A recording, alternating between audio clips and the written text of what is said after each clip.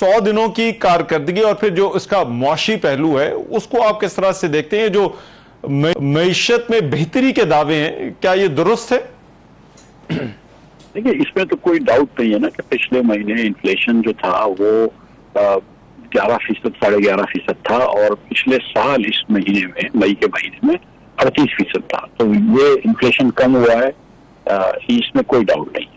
इसका ये मतलब नहीं कि कीमतें कम हो गई, इसका मतलब है कि कीमतें की जो बढ़ने की रफ्तार है वो बिल्कुल कम हो।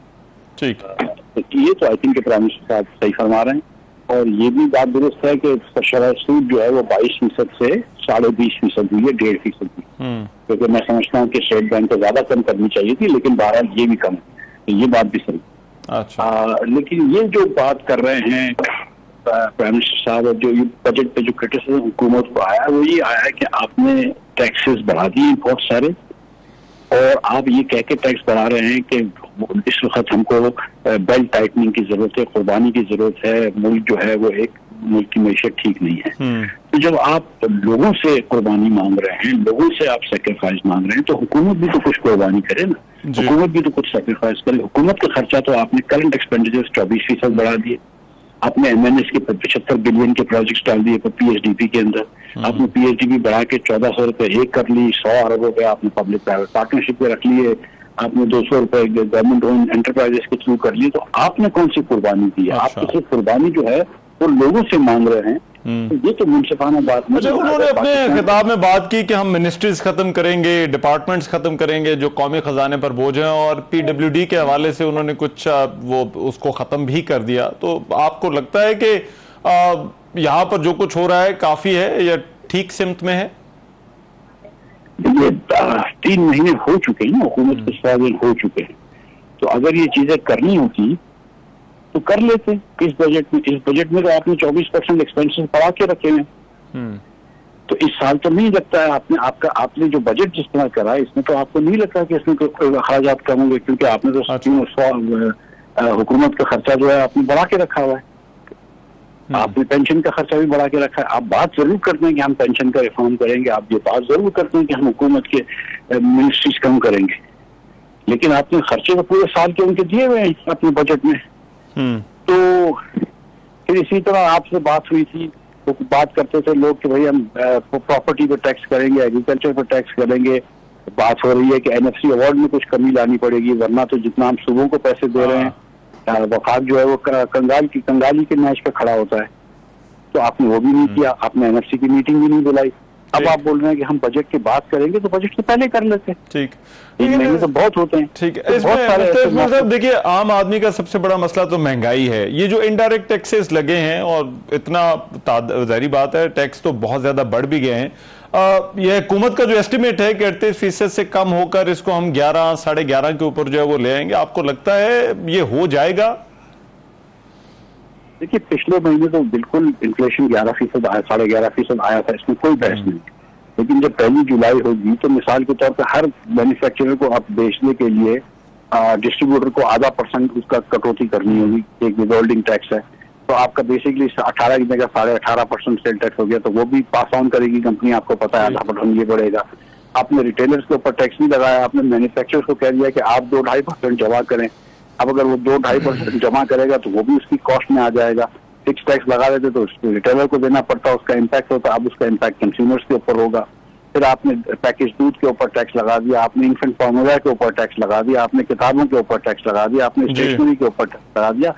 दिल की शरीयानी बंद हो जाती है, जो स्टेंट लगता है उसके अंदर खोलने के लिए, आपने उस पर भी टैक्स लगा दिया। तो एक तरफ आपने इतने इनडायरेक्ट टैक्सेस लगा दिए, और दूसरी तरफ कहीं तो हुकूमत में कटौती होती ना। 75 अरब रुपए MNA के प्रोजेक्ट्स पे आप दे रहे हैं, और आप साथ साथ दिल की शिरानी बंद होने वाली मशीनों पे स्टैंड पर टैक्स लगा रहे हैं, तो ये तो कहीं तवाजुन नहीं नजर आ रहा, कहीं ये बेइसी नजर आ रही है मुझे तो। ठीक है। और इंटरेस्ट रेट जो 2% कम किया, और जो ग्रोथ का जो टारगेट है वो आपको कितना रियलिस्टिक लगता है? देखिए, इंटरेस्ट रेट तो मजीद कम होगा, मुझे इसका यकीन है, लेकिन जो ग्रोथ का टारगेट है अगर वो मीट करने जाएंगे तो फिर आपका टैक्स का टारगेट मीट नहीं होगा, और अगर टैक्स का टारगेट मीट करना हो रहा होगा तो ग्रोथ का टारगेट मीट नहीं होगा। ऐसा नहीं हो सकता कि 40% आप रियल टर्म में हुकूमत पाकिस्तानियों से ज्यादा टैक्स ले लीजिए, हो नहीं सकता। ठीक है। मतलब अपने मतलब 24% रियल टर्म में टैक्स बढ़ जाए, तो ये अगर आपने इतना टैक्स तेजी से लेना है तो फिर मेरे ख्याल से ग्रोथ नहीं आएगी।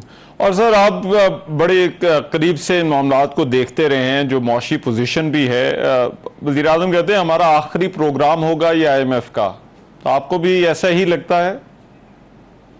हर प्रोग्राम के शुरू में हम यही कहते हैं कि ये आखिरी प्रोग्राम होगा, लेकिन फिर कुछ प्रोग्राम मुकम्मल नहीं होते, एक दो प्रोग्राम मुकम्मल हुए हैं, अच्छा। लेकिन फिर वापस चले जाते हैं IMF के पास, लेकिन सिंपल बिकॉज कि हमारी सोच ही गलत है ना भाई। देखिए हम आज भी नौकरी पेशा लोगों से टैक्स ले रहे हैं, इस बजट में भी जो 5 लाख रुपए कमा रहा है उसके भी हमने 22,000 रुपए से टैक्स बढ़ाया है, और जो 20 लाख रुपए कमा रहा है उसका भी 22,000 रुपए से टैक्स बढ़ाया है। आज भी जिसके पास 200 एकड़ की अराजी है, 1000 एकड़ की अराजी है, उससे हम टैक्स नहीं ले रहे क्योंकि वो ताकतवर है सियासी तौर पर, लेकिन 1 लाख रुपए की तनख्वाह वाले से हम टैक्स ले रहे हैं। आज भी हम अरबों रुपए की प्रॉपर्टी वाले से टैक्स नहीं ले रहे, लेकिन हम किताबों पर टैक्स ला रहे हैं। तो ये हमारी जब तक प्रायोरिटीज ठीक नहीं होंगी हमको ये जाना ही पड़ेगा। राइट, बहुत हमको पहले अपनी सोच बदलनी होगी, फिर उसके बाद ये चीजें सही होंगी। बहुत शुक्रिया। मिफ्ता इस्माइल साहब हमारे साथ मौजूद थे, वजीर खजाना बात कर रहे थे। साबिक वजीर खजाना खैबर पख्तूनख्वा तैमूर झगड़ा साहब इस वक्त मेरे साथ मौजूद है, उनसे वजीर आजम के खिताब के हवाले से बात करते हैं। तैमूर झगड़ा साहब बहुत शुक्रिया आपके वक्त का। तैमूर झगड़ा साहब, ये जो 100 दिनों की कारकर्दगी सामने रखी है और इसमें ज्यादा फोकस उनका मईशत ही रहा है, आप इन दावों से एग्री करते हैं कि वाकई चीजें अब बेहतरी की तरफ जा रही हैं जैसा कि वजीर आजम ने कहा?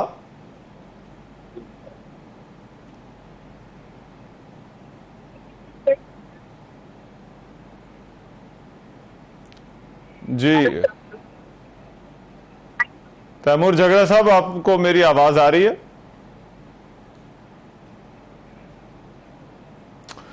तैमूर झगड़ा से राब्ते की दोबारा कोशिश करते हैं। वज़ीर आज़म ने आपसे कुछ देर पहले अपनी हुकूमत की 100 दिनों की कारकर्दगी जो है वो कौम से खिताब करते हुए सामने रखी। उनका और भी मामलात पर उन्होंने बात की, लेकिन उनका जो फोकस था वो हुकूमत की मुआशी फ्रंट के ऊपर जो कारकर्दगी थी वो रही। वज़ीर आज़म शहबाज शरीफ ने कहा कि पाकिस्तान मुआशी मुश्किलात से निकल कर अब तरक्की की तरफ जो है वो गामजन है, और उन्होंने कहा कि हमने जो मुआशी सूरत हाल जब उनको हुकूमत मिली तो वो बहुत ज़्यादा अबतर थी।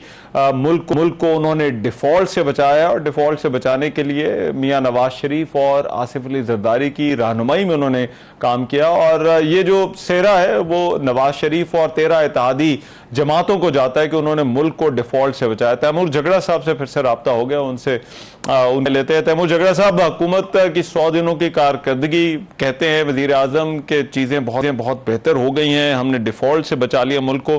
आपको लगता है इन 100 दिनों में चीज़ें बेहतर हुई हैं? आपका मतलब है कि जो हुकूमत इलीगल है और जिसने इलेक्शन में 17 सीटें जीती हैं उनकी 100 दिन की कारकर्दगी के बारे में आप बात कर रहे हैं। तो ये जो डिफॉल्ट से बचाने की बात है, ये तो मुझे इसलिए नहीं समझ आती कि पहले जो है वो मिफ्ता इस्माइल ने डिफॉल्ट से बचाया 3-4 महीने में, तो उसको फायर कर दिया। फिर इसाक डार और शहबाज शरीफ ने दोबारा डिफॉल्ट से बचाया, और फिर शहबाज शरीफ ने ये भी कहा कि मैं क़यामत के दिन जो है वो डिफॉल्ट से बचाया, मैं ये जाके कहूंगा।